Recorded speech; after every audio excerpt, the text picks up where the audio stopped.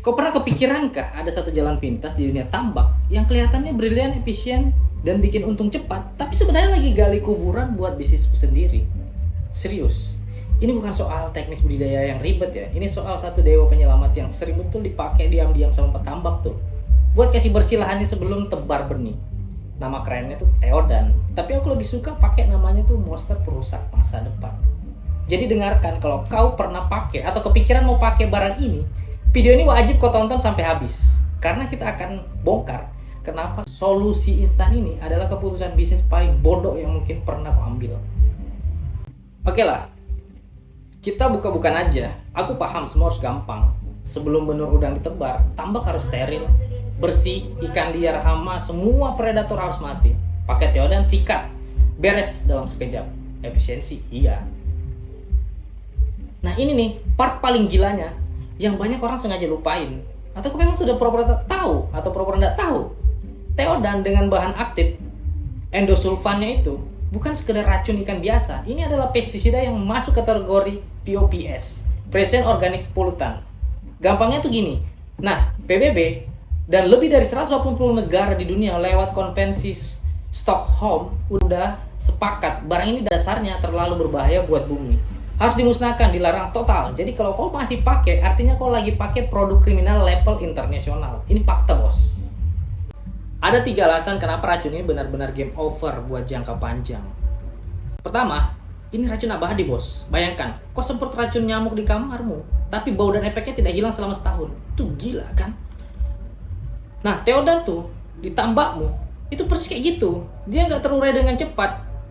Dia ngendap di dalam lumpur, di dasar tanah tambakmu berbulan-bulan, bahkan bisa bertahun. Tapi kau pakai terus-menerus. Kedua, efek domino pembunuh. Ini yang paling serem. Racun ini sifatnya lipofilik ya. Gampang nempel di lemak, jadi dia bakal masuk dan menumpuk di jaringan tubuh udang, kepiting, kerang, atau ikan, apapun yang hidup di sana. Bagaimana efek dominonya?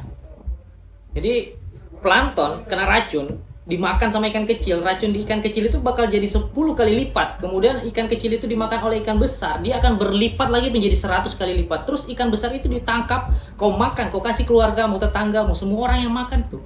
Sama aja sedang kau racuni jangka panjang. Simpelnya kau lagi ngeracunin konsumenmu sendiri secara perlahan. Masih mau lagi kau ngerusak pasar yang ngasih kau duit? Ini bom untuk bisnismu, bos. 3. Merusak pabrik keturunan. Theodan ini endokrin disruptor, pengganggu hormon. Ini bukan cuma soal mati atau hidup, ini soal merusak sistem reproduksi ikan. Bisa jadi mandul tau. Ini ikan bisa jadi mandul, anak udang tuh bisa jadi cacat, bahkan bisa mengubah kelamin ikan. Bayangkan, ekosistem di sekitarmu tuh udah kayak gitu. Terus ada yang mikir, ya sudah buang aja airnya ke laut, bos. Itu kok sedang membuang monster ke lautan tuh. Kau bayangkan aja tuh, saat air beracun itu kau lepas ke laut, terutama di sekitar mangrove, itu tuh menakutkan. Kematian massal bakal terjadi lah. Semua bibit-bibit ikan, udang, dan apapun yang ada di akar mangrove itu pasti akan mati, tewas gitu. Karena racun ini tidak bisa mati dalam waktu sebentar. Dampaknya apa? Arus laut bakal bawa itu racun menyebar ke area tangkap nelayan.